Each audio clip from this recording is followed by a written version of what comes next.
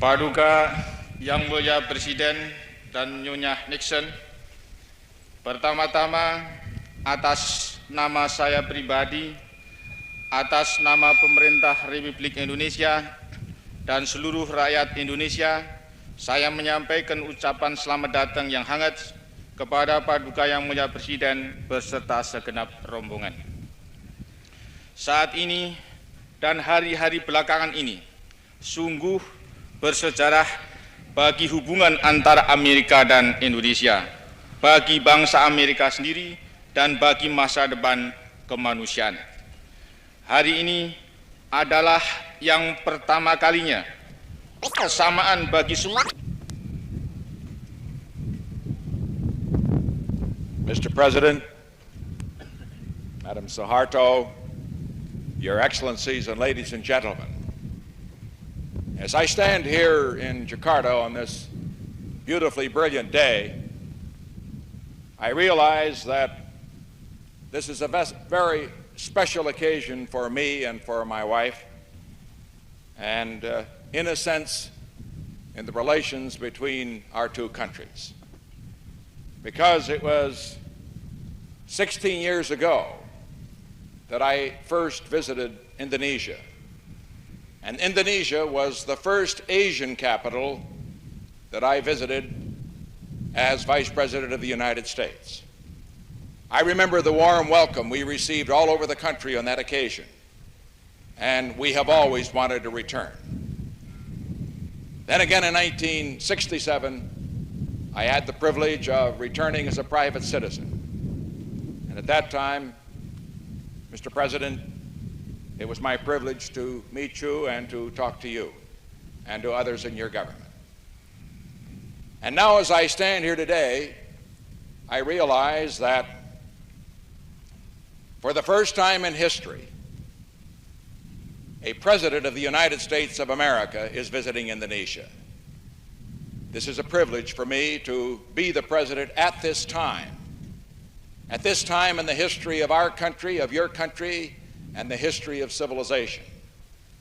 Because this is a momentous time, a time that we will always remember. We realize that just a few days ago, the first men from Earth set foot on the moon.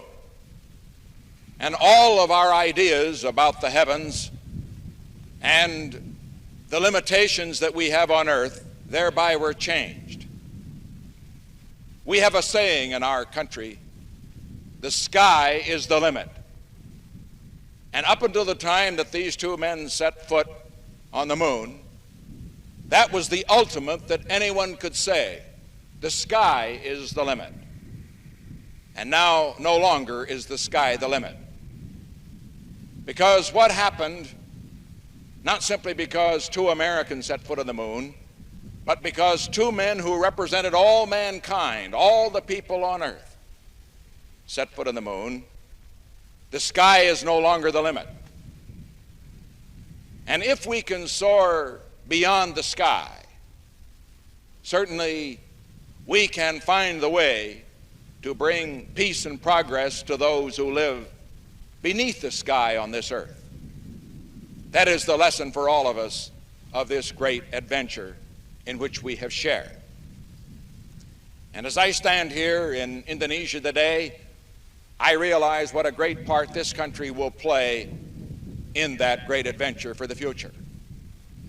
Not only because it is a major country in Asia and in the Pacific, not only because it is one of the great and most populous democracies in all the world, but because this country has its future before it. It has a great past, a past full of tradition which I was able to see along with Mrs. Nixon when we traveled over the country. But as one that has moved from colonial status to independent status and now looks to the future, as a nation with great numbers of people with unbounded natural resources, Indonesia is a nation that excites the imagination of all the peoples of the world. And Mr. President, I want you to know, the members of your government and all the people of your country to know, that the people of the United States wish to share with you in this adventure in progress. Share in this way. We know you want to be independent, and we understand that.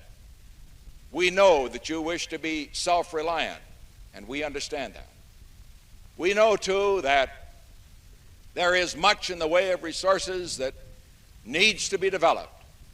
And to the extent that we and other nations on a multilateral basis or a bilateral basis can be of assistance, we want to play our fair part.